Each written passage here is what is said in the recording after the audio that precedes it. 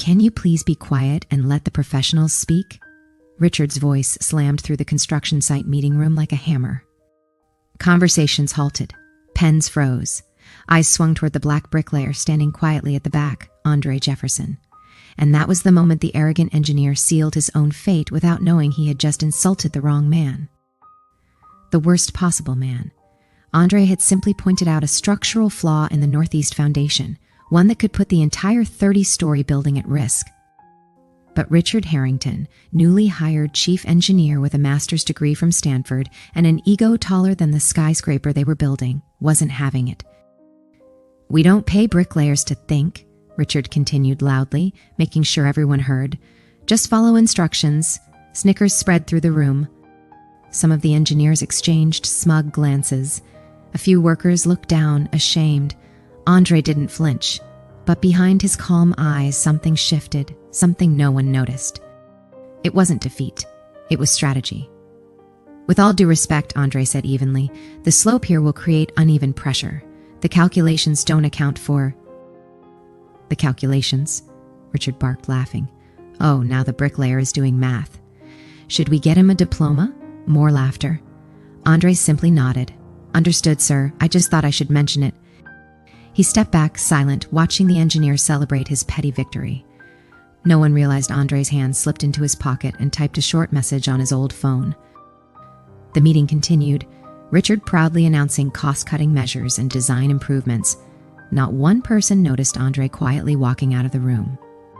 Minutes later, a notification beeped on Richard's phone.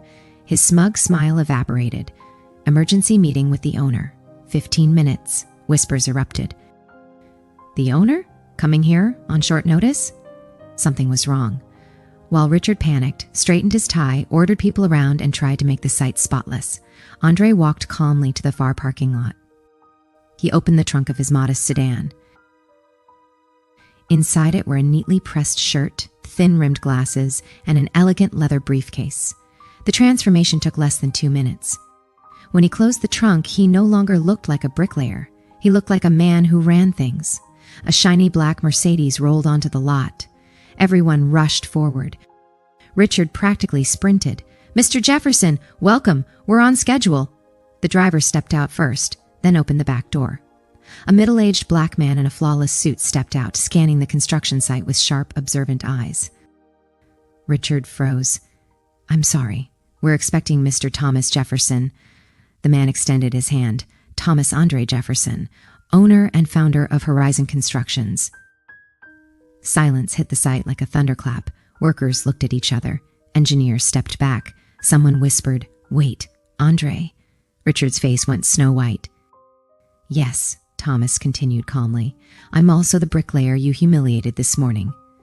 The humiliation reversed instantly. Now it was Richard standing in front of dozens of staring eyes, except his humiliation was deserved. In the administrative trailer, the owner sat at the head of the table, now back in his business persona. Richard and the engineering team looked like students about to fail a test. "Let's begin," Thomas said. "Why were my concerns ignored?" Misunderstanding," Richard stuttered. "I was reinforcing hierarchy." "We have cameras," Thomas said simply. A recording played.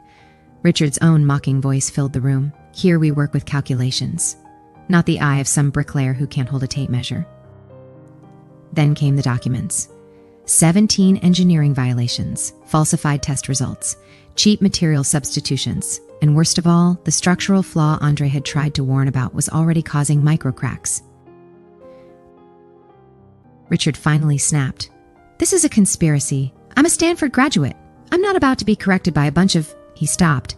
Thomas stepped closer. "A bunch of what, Mr. Harrington? Bricklayers? Black workers? Finish your sentence." Richard couldn't. Thomas handed him a folder. 2 options. 1, termination for cause, legal action, and loss of your license. 2, return all bonuses and work 6 months as a volunteer instructor for youth from disadvantaged communities. 5 minutes later, Richard emerged carrying his things. He chose option 2.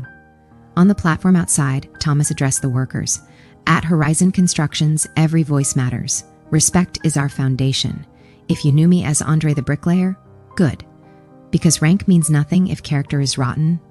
Applause erupted, not mocking, but grateful.